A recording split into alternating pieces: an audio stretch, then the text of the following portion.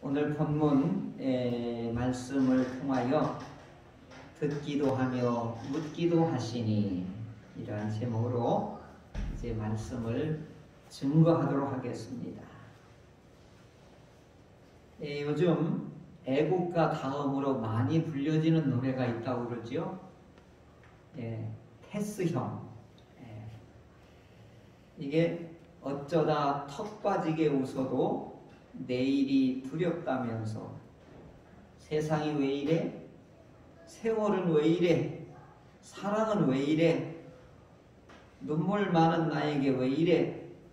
이렇게 노래를 부르는 한 가수의 노래가 지금 나라 전체의 국민들을 훈훈하게도 하고 감동도 주고 이 어려운 시기에 이 테스형이라는 노래가 국민 노래가 되고 있습니다. 처음에 테스형이 나올 때 우리 추석 때 이 쇼를 통해서 나훈아 씨가 불러줬는데 처음에 이게 무슨 뜻인가 그랬어요. 알고 봤더니 소크라테스를 테스형이라고 이렇게 제목으로 노래를 했던 것이지요.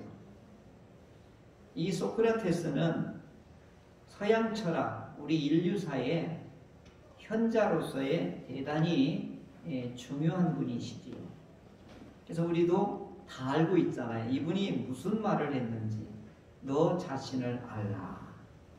이렇게 우리에게 무지를 깨우쳐 주려고 하셨던 분이지요. 그러니까 이 가수가 그런 거지요.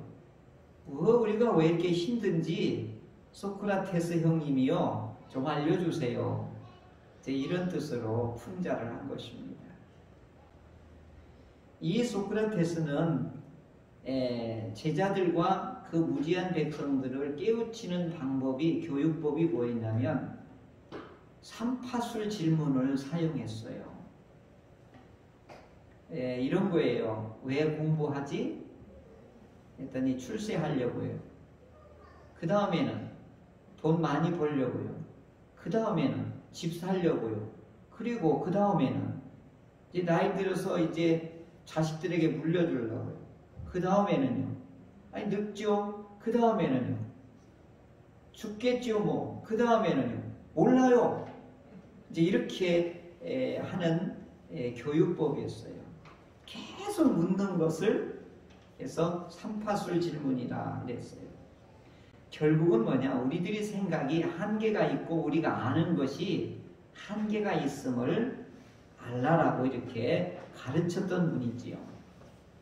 그런데 너 자신을 알라보다 더 중요한 이분이 결론적으로 이분이 마지막으로 가르쳐주는 내용이 있습니다. 나는 내가 모른다는 것을 안다. 이게 무슨 얘기예요? 모르는 게 너무 많은 것이 나라고 하는 것을 알 뿐이야 라고 이분은 인생의 깊이, 인생의 궁극적인 문제가 무엇인가를 통찰하라. 이분이 모든 인류들에게 이와 같이 가르쳐주는 메시지였던 것이지요. 그럼 오늘 우리들이 고민하는 이 인생의 궁극적인 문제에 대해서 오늘 성경은 우리에게 분명하게 말씀하고 있습니다.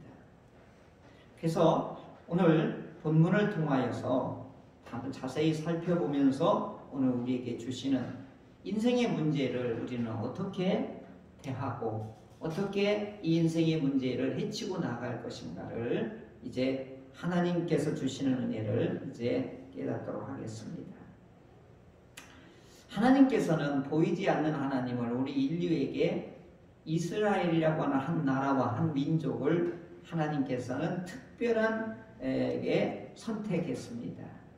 그래서 그들에게 하나님의 계명과 율법을 주고 그들에게 복을 주고 그들이 제사법을 주고 그들이 마땅히 살아가야 될 생활 원리까지도 자세하게 성문법으로 이 모든 인류 중에 유일하게 이스라엘 민족을 하나님께서 선택해서 온 인류에게 모범이 되라. 온 인류에게 모델하우스처럼 너희들이 하나님의 나라를 그리고 하나님이 주시는 복을 누리려면 너희들이 보여주고 가르쳐 주시고 그들에게 알려줘라. 이렇게 해서 이스라엘을 하나님께서 선택하신 거예요. 그러니 얼마나 큰 복을 받은 거겠습니까? 그래서 바울은 이스라엘은 하나님의 특별한 복을 받았다라고 로마서 이와 같이 9장에서 자랑하고 있습니다. 그래서 이들은 어릴 때부터 이제 태어나자 8일째 되는 날은 표시를 해요. 그래서 남자아이에게 생식기에다가 표시를 해요. 그래서 너는 하나님의 아들이야. 그리고 3살 때까지는 엄마의 젖을 먹으며 엄마로부터 하나님의 말씀을 웅얼웅얼 낭송하는 소리를 들으며 하나님의 말씀을 듣습니다. 그래서 엄마는 성경을 암송해 주면서 이 자녀에게 전수시켜 주는 거예요. 그래서 젖먹이 교육이 바로 하나님의 말씀을 엄마가 선생님이 되어 주시고 엄마가 사랑이 되어 주셔서 아기를 하나님의 말씀으로 이와 같이 젖을 통하여 하나님의 말씀의 젖을 아이에게 이와 같이 먹이는 것입니다. 그래서 3살 되면 이제 젖을 떼면 이제 아이가 되는데 12살이 되면은 성인식을 준비를 하게 돼요. 그래서 이스라엘에서는 13세가 되는 해에 성인이라고 주민등록증을 내주는 거예요. 자, 주민등록증이 나오는 우리도 성인이 되면 투표권을 먼저 주지요. 그 다음에 선택의 자유와 그 다음에 그거에 대한 책임이 이제 있는 거예요. 그게 성인이거든요. 근데 어떻게 13살짜리를 성인으로 하느냐? 당시 사회적인 문화를 보면 남자는 16, 여자는 14살이면 다 결혼을 시켰어요. 근데 예수님은 30에도 장가를 못 갔으니 왕노충각이셨겠지요. 당시는 오늘처럼 우리가 100세 시대가 아니라 길어야 이 40대도 못 넘기고 이와 같이 죽었기 때문에 이 결혼을 일찍 시켰던 것이지요. 그리고 또 한 가지는 이 성인식이 되면은 너는 이제 하나님의 말씀을 읽고 듣고 토론할 수 있는 권한을 주는 거예요. 그래서 이때부터는 율법의 아들이라고 하는 칭호를 주는 거예요. 그래서 이스라엘에서는 우리나라처럼 주민등록증이 나오면 성인인데 이스라엘은 율법을 낭송할 수 있고 읽을 수 있고 배울 수 있고 이 나이를 성인이라고 하는 것입니다.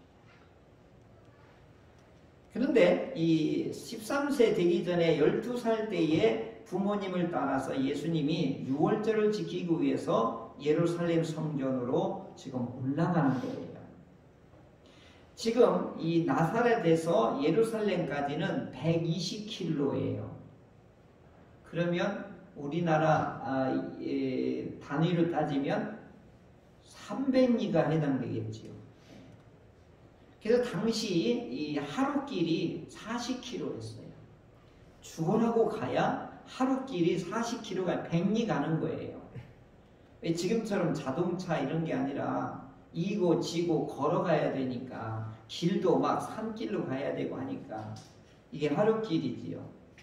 그러면 이 가족들이 예루살렘으로 올 때 혼자 올 수가 없어요. 중간에 예루살렘에 가기 전에 사마리아가 딱 버티고 있어요. 사마리아는 예루살렘으로 가는 걸 굉장히 싫어해서 막아버려요. 그리고 중간에 계곡에 있었던 사람 강도들이 나타나서 이들이 예물을 가지고 가는 걸 뺏어버리고 돈도 뺏어버리니까 같이 뭉쳐서 가야 되는 것입니다. 이렇게 3일 길을 걸어서 이제 예루살렘 성전에 가서 유월절과 무교절을 다 마치면은 8일이 걸려요. 그리고 나서 이 모든 이 명절을 지내고 나서 고향으로 가는 중에 이 예수님을 잃어버린 거예요. 같이 섞여 있는 줄 알고 막 얘기하다 가다가 보니까 예수님이 없는 것이지요. 그게 다시 부랴부랴 이 예수님을 찾으려고 이 부모님이 얼마나 당황했겠어요. 오늘 성경 본문에 보면요, 하루길을 되돌아갔다 이렇게 나와요. 그럼 40km를 되돌아간 거 아니겠어요? 여기저기 소문하고 막 헐떡이며 찾다 보니까 성전에 있는 것입니다. 지금 저기 성전 사진이 있는데요, 어디 있었을까요? 이렇게 보면은 솔로몬 행각이라고 있습니다.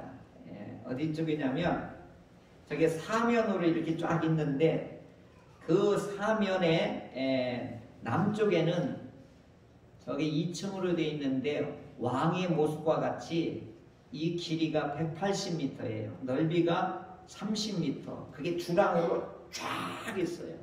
여기가 학교예요. 그런데 그 오른쪽에 동쪽에 있는 또 그 주랑은 여기는 솔로몬 행각이라고 해요. 그래서 이 왕의 행각에서는 큰 행사가 이루어지는 거고, 솔로몬 행각은 이 헤롯 왕이 이 성전을 넓힐 때 여기는 손을 못 댔어요. 왜냐하면 거기는 절벽이기 때문에.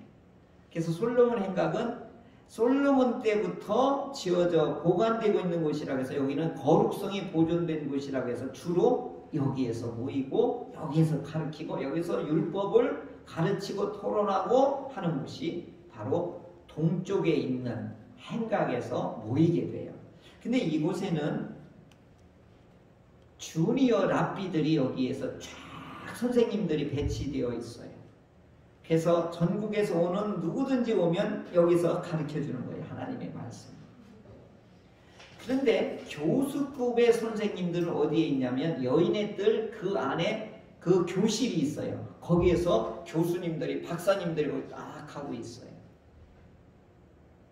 그럼 예수님이 지금 어디에서 선생님들하고 지금 모여서 지금 율법을 그리고 하나님의 말씀을 서로 듣기도 하고 묻기도 하고 토론하고 이와 같이 하고 있었느냐? 추측컨대는 솔로몬 행각이었을 거예요. 왜 그러냐면 엄마가 왔을 때, 부모가 왔을 때 거기서 찾을 수 있었으니까. 자, 이때가 이제 12세라고 나이를 분명히 밝혀요. 아직 성인이 되기 직전인 거예요. 자, 그러면은 이 어린이가 우리로 말하면 소년 예수님이 그 큰 선생님들하고 스승하고 그 당시에 우리로 말하면 학식이 높은 분들을 랍비라고 그러거든요. 그분들하고 토론을 할 수 있을 정도가 되었다. 그런데 이 토론 방법이 뭐냐면 묻고 답하고 또 토론하고 하면서 진리, 말씀을 더 깊이 깨달아가는 방식을 하브루타 방식이라고 해요. 지금 요즘 하브루타 교육을 시키는 교회들이 있어요. 우리 자녀들을 이렇게 한다고. 그게 뭐냐? 묻고 답하고 토론하고 배우는 것을 말하는 거예요. 우리 뭐 하고 있냐면 할인이 왔지요? 엄마 왜 반주해? 엄마 왜 교회가? 엄마 왜 그래? 계속 이 아이는 왜 계속 묻는 거예요. 이게 하브루타예요. 엄마 대답 다 못해요. 이런 거예요. 가족 사진 찍었는데 하필이면 이 아이가 자기는 사진에 없는 거예요. 그러니까 엄마 나는 왜 없어? 그랬더니 엄마 뱃속에 있어. 그러니까 이 아이가 울면서 엄마가 나 잡아먹었어? 이렇게 묻더라는 거지요. 그러니까 아이들은 이게 묻는 게요. 사실적이면서도 굉장히 아이들이 보면 어른이 갖지 않는 것들을 생각하고 있는 거지요. 신선하기도 하고 당연한 것 같은데 물어보면 왜 그래? 그러면 어른이 당황하는 거예요. 어른 되면 다 알아. 막 이렇게 대답하고. 그럴 때 이렇게 대답하라고 그러죠. 너는 어떻게 생각하니? 이게 하브루타예요. 너는 어떻게 생각하니? 이러다가 뭐라 하는지 알아요? 몰라. 이래. 그래. 엄마도 몰라. 이렇게 대답하면 다시 이 아이가 이걸 굉장히 계속 생각하는 거예요. 그러다가 어느 날 보면 이걸 깨닫게 되는 거예요. 이게 참 교육이라고 하는 거예요. 그런데 얘가 이런 그걸 쓸데없는 걸 물어. 그게 뭐예요? 엄마의 무지를 감추려고 막 힘으로 눌러버리는 거예요. 그러면은 하브루타가 아닌 거죠. 그래서 예수님 어릴 때부터 이거에 익숙한 거예요. 유대인들이만 다 이게 익숙한 거예요. 그래서 제일 훌륭한 선생님이 누구냐면 엄마예요. 무슨 질문든지 다 할 수 있도록 해주는 게 엄마예요. 학교 가서도 무슨 질문을 했어도 다 할 수 있게끔 하는 질문을 자유롭게 하게 할 수 있는 분이 최고의 선생님이에요. 제가 놀라운 것은 노벨상을 타신 분이 유치원이나 초등학교 선생님으로 간대요. 우리는 전부 대학원으로 가잖아요. 반대예요. 모든 걸 꿰뚫고 있고 다 학식이 넓고 깊은 분이 어린이를 가르칠 수 있는 거예요. 정말 어려워요. 어린이를 가르친다는 게. 왜냐하면 그 눈높이를 낮춰서 그들이 이해할 수 있는 걸로 하려니까 얼마나 어렵냐고요. 어른들하고는 어려운 단어 써도 돼요. 근데 어린이들한테는 안 되는 거예요. 우리 교회학교 어린이 물어보면 막 설교하는데 막 발로 차면 그 목사님 그거 모르겠는데요. 나는 구원방주 올라타고 목사님 방주가 뭐예요? 방주가? 이렇게 물어요. 이게요 묻기도 하고 대답하기도 하고 듣기도 하고 이게 이제 어릴 때부터 이게 가정에서나 그 다음에 학교에서나 성전에서나 이게 발달된 민족이 바로 이스라엘이었던 것이죠. 그러면 이제 예수님께서 오늘 12살인데 이 대스승들하고 이 당시에 기독급에 있는 그 선생님들하고 토론했던 것이 무엇이었을까 하는 것이지요. 그래서 오늘 우리가 이 어렵고 힘든 이때에 우리가 무슨 질문을 하고 무슨 답을 얻고 그리고 삶을 어떻게 해야 될지 오늘 본문을 통해서 우리에게 생각해 볼 세 가지가 있습니다. 첫째는 하나님의 말씀을 듣는 것은 복이다. 듣는 것은 복이다. 둘째로는 묻는 것은 삶이다. 제가 조금 어렵게 오늘 대지를 잡았어요. 묻는 것은 삶이다. 세 번째, 신앙은 윤리다. 한번 따라해 보실래요? 듣는 것은 복이다. 듣는 것은 복이다. 묻는 것은 삶이다. 묻는 것은 삶이다. 신앙은 윤리다. 신앙은 윤리다. 오늘 메시지의 핵심입니다. 사랑하는 성도 여러분, 듣는 귀, 묻는 기도, 실천하는 삶, 이게 될 때에 하나님은 우리와 함께 든든히 함께 동행하시는 것입니다. 그러면 이 세 가지를 구체적으로 이제 따라가면서 이제 살펴보겠습니다. 하나님의 말씀을 듣는 것이 복입니다. 이 성경에서 제가 들으라라고 하는 이것을 사전을 찾아봤더니 엄청나게 많아요. 이스라엘아 들으라. 이게 신명기 6장 4절 구약의 핵심 말씀이거든요. 쉐마 이스라엘. 이 쉐마라는 말이 들으라 뜻이에요. 여기에서 시몬이라고 하는 이름이 나오는 거예요. 듣는 사람을 말하는 거예요. 그래서 들을 수 있는 사람은 이스라엘에서는 복 있는 사람인 거예요. 그래서 듣지 못하는 사람은 뭐라고 취급해요? 구원을 못 받는 사람, 저주받은 사람이에요. 그래서 매니는 그 구원 받을 수 있는 사람이지만 이 농하자는 구원을 못 받는다고 여겼던 거예요. 왜요? 하나님의 말씀을 듣지를 못하기 때문에. 그래서 이스라엘아 들으라, 너희 왕들아 들으라. 사사기 5장 3절, 마가복음 4장 23절에 들을 귀 있는 자는 들으라. 사도행전 13장 16절에는 하나님을 경외하는 사람들아 들으라. 귀 있는 자는 성령이 교회들에게 하시는 말씀을 들을지어다. 요한계시록 2장 29절 일곱 교회에게 이렇게 소리 들으라 들으라 들으라. 쉐마 이 교회야, 쉐마 지도자들아, 쉐마 경건한 자들아, 쉐마 성도들아, 쉐마 이스라엘아, 쉐마 지도자들이야, 쉐마 왕들아, 전부 이렇게 들으라 들으라 들으라. 이렇게. 그래서 바울은 이걸 이렇게 정리했어요. 믿음은 들음에서 나며 들음은 그리스도의 말씀으로 말미암느니라. 이게 로마서 10장 17절에 말씀하고 있죠. 그래서 이스라엘에서 가장 비천한 자고 저주받은 사람이고 구원 못 받은 사람, 버려진 자가 바로 농아자였던 것입니다.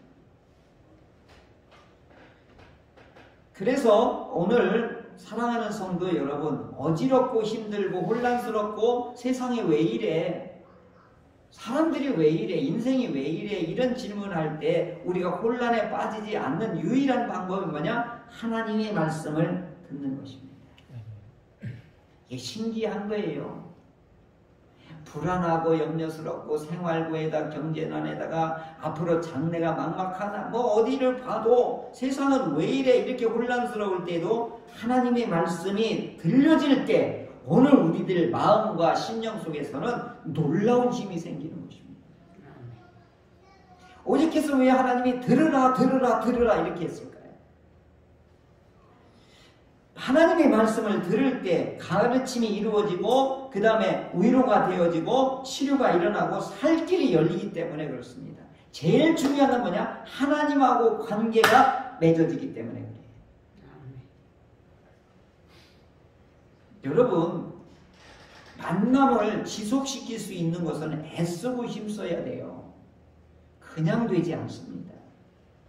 여러분 서로 선물도 하고 그 다음에 전화도 하고 찾아가기도 하고 어려울 때나 힘들 때나 기쁠 때나 같이 마음을 같이 동행해주고 같이 합세해주고 그래서 어떻게 되는 거예요? 당신이 나의 힘이 되고 당신이 나의 기쁨이 되고 있습니다. 이게 관계가 점점 친밀해지는 거예요. 하나님은 우리하고 관계를 더 친밀하기 위해서 자꾸 뭘 하시는 거예요? 하나님의 말씀을 우리에게 계속 제공해 주시는 거예요. 오늘 관계가 단절하면 어떻게 해요? 딱 돌아서서 말을 끊어버리지요. 그래서 하나님께서도 자기 말씀을 안 들었을 때 하나님이 돌아서는 게 뭐죠? 우리를 어떻게 해요? 내버려 두는 거잖아요. 이 세상에서 가장 비참한 연인 관계가 뭐냐? 무관심한 사람 관계, 가장 잔인하고 가장 무서운 단절이라고 그러잖아요. 그래서 하나님의 말씀을 듣는 때 우리가 위로를 받고 하나님의 말씀이 우리 속에 역사할 때 치유가 일어나고 하나님의 말씀이 우리 속에 들어올 때 어떻게 해요? 불안이 사라지게 돼요. 신기한 거예요 이게. 그래서 오늘 하나님의 말씀을 듣기를 여러분이 힘쓰시기를 바랍니다. 듣는 유일한 방법이 뭐예요? 목사님의 설교를 통해서 듣는 것이고 내가 성경 말씀을 직접 읽는 것이고 이게 그리고 누가 하나님의 은혜를 받았다라고 하는 간증을 들을 때에 뭐예요? 우리에게 위로가 되고 기쁨이 되고 나도 그래야 되겠다라고 하는 격려가 일어나게 되는 것입니다. 그래서 쉐마 이스라엘 오늘 어떻게 해요? 쉐마 성도들아 들어라 이스라엘아 사랑하는 성도들아 내 말을 들으라. 오늘도 이 코로나 시대에 이 어려운 시기에 그래서 하나님은 우리에게 이와 같이 예배당을 그리고 함께 이와 같이 예배하고 함께 이와 같이 현장이 그래서 중요한 것입니다. 둘째로는 묻는 것은 삶이다. 둘째 대지의 말씀을 드리겠습니다. 베리아 사람은 데살로니가에 있는 사람들보다 더 너그러워 간절한 마음으로 말씀을 받고 이것이 그러한가 하여 날마다 성경을 상고하다. 사도행전 17장 11절의 말씀입니다. 여러분 공부는요 질문한 사람은요 그 대답을 듣는 순간 애울락을 세우는 게 아니라 그냥 각인이 돼버려요. 그래서 좋은 질문을 하는 사람은 좋은 해답을 늘 받게 되는 거예요. 그래서 질문하지 않는 사람은요 공부를 못하는 거예요. 그래서 선생님이 하는 걸 이렇게 듣기만 하는 거예요. 그래서 설교 시간에도 좀 질문이 있으면 좋겠다는 생각을 해요. 교회 학교 어린이들은 막 질문해요. 모르면 바로바로 해요. 근데 어른들은 체면이 있어서 못하죠. 아니야, 설교 때는 질문하는 게 아니야. 교수님한테만, 선생님한테만 하는 거야. 이렇게 우리가 이렇게 관행으로 굳어졌지요. 자, 그러면 설교 시간에는 질문을 못하더라도 우리 삶 가운데에서는 얼마든지 질문할 수가 있어요. 자, 테스 형이라고 하는 그 노래에도 보면 결국 질문이에요. 왜 이래? 인생이 왜 이래? 세상이 왜 이래? 사랑이 왜 이래? 내가 왜 이렇게 힘들어? 왜 이래? 전부 질문이잖아요. 그래서 해답을 구하는 게 누구예요? 우리의 현인이라고 하는 소크라테스한테 묻는 거잖아요. 그럼 우리는 소크라테스보다 더 위대하고 우리의 영원한 길과 인생에서의 삶의 지혜를 근본을 알려주시는 그 예수님한테 오늘 우리가 얼마든지 질문할 수 있지요. 오늘 예배당에 가야 돼요? 주의를 지켜야 돼요? 유튜브를 봐야 돼요? 내가 막 기도를 왜 해야 되는 거예요? 이게 근본 질문들을 우리는 할 수 있어야 돼요. 목사님 이상하시네. 아니에요. 다 아는 것 같지만 정말 가서 말해보라고 하면 하나도 모르고 있어요. 왜 그래요? 하나님에 대한 하나님께 물어보는 게 없어서 그래요. 다 아는 것처럼 해도 뭐 그럼 얘기해보라고 하면 하나도 대답 못 하잖아요. 예를 들면 예수님은 모든 사건과 예수님께서 일으켰던 모든 것을 보면 이 마르다와 마리아가 오라비 나사로가 죽었잖아요. 근데 위독할 때에 급히 예수님 빨리 와주세요. 우리 오빠가 죽게 돼서 이랬잖아요. 예수님의 무관하게 다 죽고 장사가 다 무덤에 다 안치됐으면 그때서 왔잖아요. 그러니까 이 마르다가 이 언니가 막 울면서 왜 이제 오셨냐고. 예수님이 여기 계셔 우리 할아버지 안 죽었잖아요. 내가 그때 사람을 보내서 빨리 와달라고 했는데 왜 나를 무시하고 우리 오빠 죽게 해드렸냐고. 주님과 우리가 3년 동안이나 그렇게 친하게 지냈는데 왜 이렇게 방치하셨냐고. 이게 마르다가 질문하는 거거든요. 마르다가 예수님한테 막 항변하는 것이거든요. 이게 뭐 하는 거죠? 질문하는 거잖아요. 오늘 우리들이 왜 이렇게 삶이 빡빡해요? 코로나 때문에 죽겠어요. 주님 언제까지 이렇게 해야 돼요? 이 마르다가 이렇게 막 울며 불며 예수님께 막 항변하게 되자 예수님이 그 마르다에게 이렇게 대답해요. 내 오라비가 다시 살아나리라. 요한복음 11장 23절. 그랬더니 이 말 나중에는요 부활할 때만 살아날 거예요. 그러니까 아니야, 내가 부활이요 생명이다. 나를 믿는 자는 죽어도 살겠고 무릇 살아서 나를 믿는 자는 영원히 죽지 아니하리라. 이것을 네가 믿느냐? 이렇게. 그랬더니 마르다 그때서 믿습니다 하고 와서 동생한테 뛰어가잖아요. 주님 오셨다. 그러니까 마리아가 동생 마리아가 막 울면서 언니하고 똑같이 대답하는 거. 왜 이제 오셔서 우리 오빠 죽게 만들었냐고.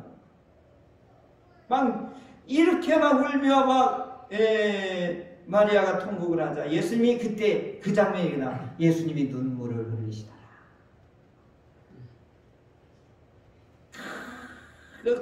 공감하는 게 이게 보이잖아요. 참 여기는 게 보이잖아요. 오직 오빠가 유일한 우리 가정의 기둥이었고 삶의 근본이었는데 없으니 이 여인 둘이 어떻게 살아가요? 절망이지요.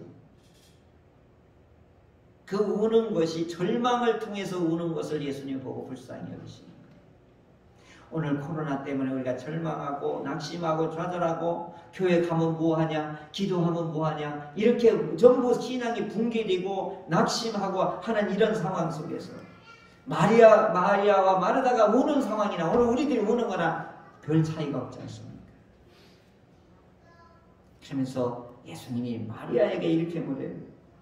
마리아야, 네가 믿으면 하나님의 영광을 보리라. 놀라운 말씀하세요. 그리고 나사로를 무덤에서 꺼내서 살리시는 것입니다. 이 베리아에 있는 이분들은 이 바울이 전해준 말씀, 성경 읽은 말씀이 이게 사실이야, 이게 진리야, 이거 정말 믿어야 돼? 이것이 나의 삶에 뭐가 도움이 돼? 나를 이렇게 변화시킬 수 있어? 이렇게 베리아 사람들은 성경을 진지하게 대했다는 것입니다. 그리고 진지하게 대하는 사람은 그 말씀을 삶으로 어떻게 하는 거예요? 실천하려고 애를 쓰는 거죠.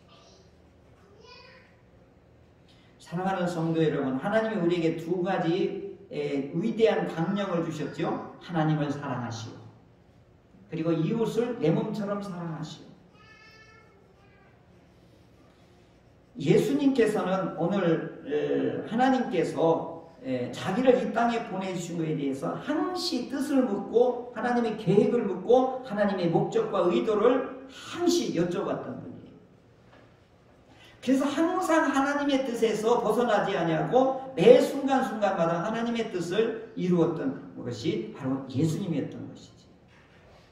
그래서 듣기도 하시면서 또 묻기도 하셨던 것입니다. 여러분, 질문 좋게 하게 되면 이게 뭐 하는 거죠? 좋은 질문하는 것을 오늘 우리는 뭐냐? 이걸 하나님 앞에 좋은 기도를 드리는 것이라 이렇게 여길 수가 있습니다. 하나님 어떻게 해야 돼요? 이게 좋은 기도인 것입니다. 제가 계속해서 이 본문을 가지고 무슨 하나님께 물었냐면 예수님, 아기 예수님이 이 소년 예수님이 하나님 이 선생님하고 무슨 질문을 했을까요? 여기는 무슨 내용은 없잖아요. 그런데 이 듣기도 하고 묻기도 할 때에 이 다음 절이 뭐라고 돼 있냐면 그 대답을 놀랍게 여기더라 이렇게 나오는데 이 단어가요 선생님들이 기절할 정도로 되더라 이 단어예요. 이 소년이 대답하는 말에 이 선생님들이 뒤로 벌러덩 넘어질 정도로 아주 놀라운 통찰력 있는 이 지혜를 대답한 것이지. 뭐겠느냐? 난 궁금한 거예요.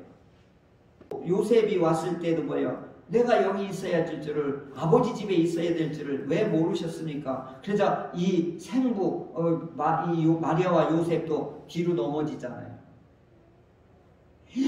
어찌 이런 말을 하냐 막 이런.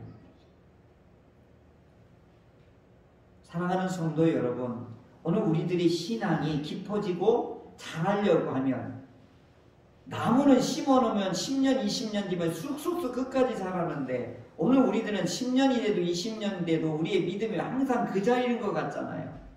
뭐가 부족해서 그럴까요? 내가 가만히 생각해 보니까 질문이 없는 거예요. 자, 세 번째로는 그러면 신앙은 윤리다. 제가 이렇게 조금 어렵게 대지를 말씀드립니다. 예수님이 듣기도 하고 묻기도 한 결과가 뭘까요? 윤리로 나타나야 되는 거예요. 자, 예수님이 이 대화하고 이 토론하고 이제 부모님과 함께 고향으로 내려가서 2장 51절에 뭐라고 나오냐면 예수께서 함께 내려가서 나사렛에 이르러 순종하여 받드시더라. 이게 순종하여 받드시더라가 뭐야? 이제 부모에게 효도했다는 뜻 아니에요? 그러니까 신앙은 삶으로 나타내는 거예요. 그것을 어렵게 표현하면 신앙은 윤리인 거예요. 30세가 될 때까지 공생애가 시작할 때까지 이와 같이 예수님은 치열한 신학적인 탐구와 그리고 하나님과 듣고 묻는 관계를 계속하면서도 어떻게 해요? 윤리적인 삶을 살았었던 것이에요. 오늘 우리들이 하나님 사랑, 이웃 사랑이 하나님이 우리에게 주시는 계명이고 주의 백성, 성도에게 주신 의무요, 성도에게 주신 복인 것이지요. 하나님을 사랑하는 것은 신앙이고 이웃 사랑하는 건 윤리예요. 오늘 우리가 하나님을 사랑하는데 축복을 받았는데 삶으로는 나타나지 않기 때문에 이 축복이 끊어지는 겁니다. 도덕적인 삶을 살지 않으니까 뭐예요? 빛이 드러나지를 않는 것이 오늘 우리들의 문제예요. 오늘 한국교회가 몰락하고 한국교회가 쇠퇴하는 게 가장 큰 건 핵심이 뭐예요? 윤리부재예요. 오늘 우리들이 하나님께서 오늘 듣기도 하고 묻기도 해서 결과는 뭐가 나타나야 되냐? 윤리적인 삶이 나타나야 되는 것입니다.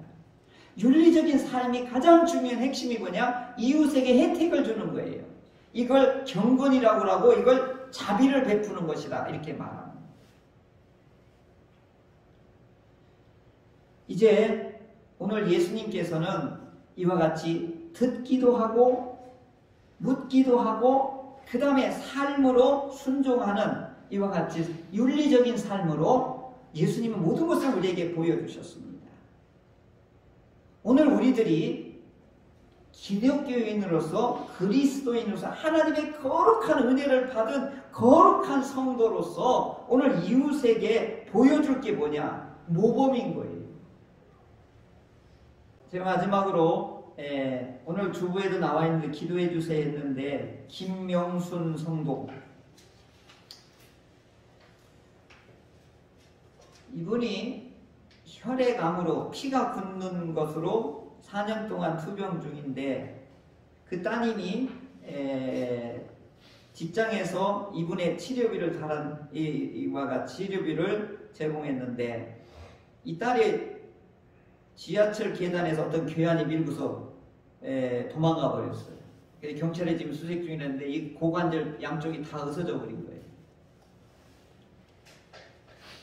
그런데 이제 병원에서 MRI를 찍고 이 수술을 해야 되는데 검사비가 없다고 병원에서 방치를 하는 거예요. 그래서 이 엄마가 먼저 다니던 교회에 가서 30만 원만 좀 도와주세요 했더니 그 교회 장로님이 그러대요. 우리는 거지 안 키웁니다. 썩 물러가시오. 그러더라는 거예요. 그러니까 이분이 울면서 했어요. 제가 장로님 때문에 다가 교회를 이제는 안 나오겠습니다. 이런 교회 안 나오겠습니다. 당신이 책임지십시오. 그랬더니 그 담임 목사가 가지고 장로님 그렇게 말하면 어떡하냐고. 우리는 거지를 안 키운다. 그래서 이분이 이제 교회를 20군데를 그 밤에 다니면서 우리 딸 검사비 좀 도와주세요 했더니 우리 교회 등록안에서 도와줄 수 없습니다. 20군데를 다녔대. 그 골목에서 발을 뻗고 울면서 생각이 나는데 2007년에 우리 교회 등록도 안 하고 다녔던 분인데 전화를 한 거예요. 그때 금요일 11시에 전화를 한 거예요.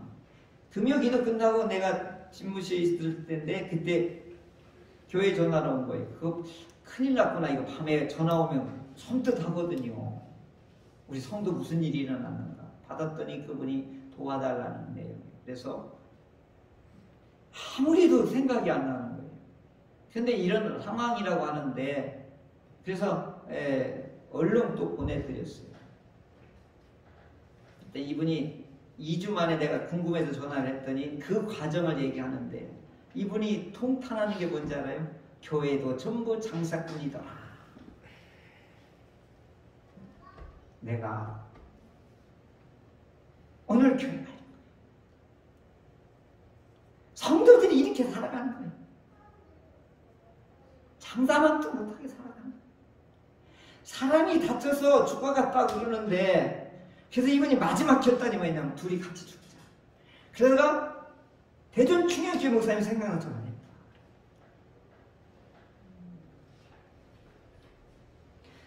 기독교가 몰락하고 있고 지금 쇠퇴하고 있어요.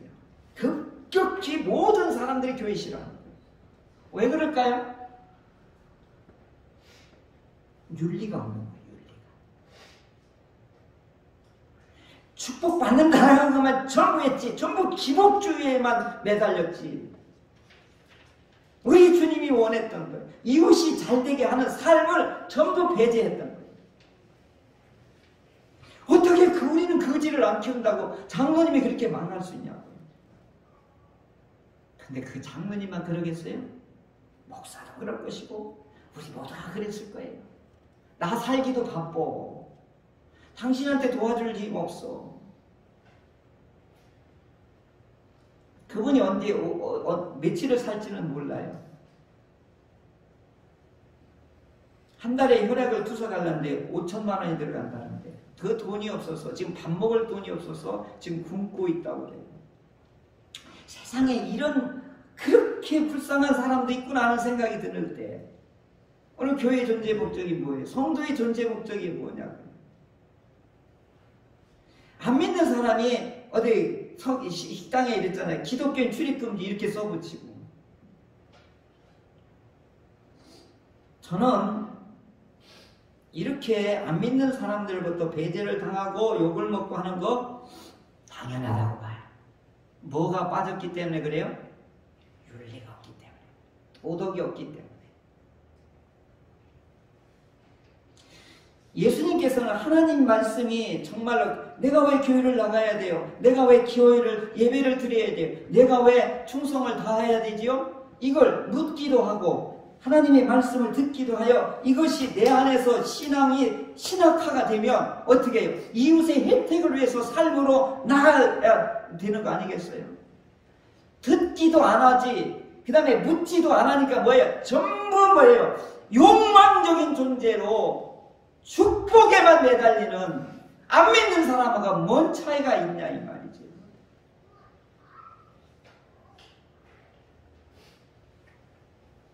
그래서 이렇게 신앙생활을 가르치고 이렇게 양육했던 첫째는 지도자의 책임이고, 그리고 함께 몰락해가는 이 아픔을 오늘 우리들이 지금 보고 있는 것입니다. 오늘 이게 어려운 시기에 이렇게 무거운 설교의 주제를 말하는 나도 정말 주님 앞에, 그리고 이 땅에 있는 많은 믿지 않는 우리 국민들 앞에도 죄송스러운 거예요. 성도들이 그런 말을 하고 그렇게 잔인하게 하고 그렇게 매정하게 하는 것, 이건 예수님을 욕먹이는 거지요. 교회의 명예를 더럽히는 거지요. 그래서 교회에서 뭐 항존직이 되고 장로가 되고 뭐 위세를 부리려고 이와 같이 하는 것들이 성령의 교회들에서 촛대를 옮기는 것을 보고 있는 것입니다. 힘드시지요? 신앙에 활력이 없지요? 기도가 되지 않지요? 교회 나오기가 껄끄럽지요? 세상은 왜 이래? 나는 왜 이래? 이런 상황 속에서 오늘 우리 예수님이 하셨던 세 가지 방식을 오늘 귀담아 들으시기를 바랍니다. 하나님의 말씀을 듣는 것이 복이다. 두 번째, 하나님의 말씀에 자꾸 물어보자.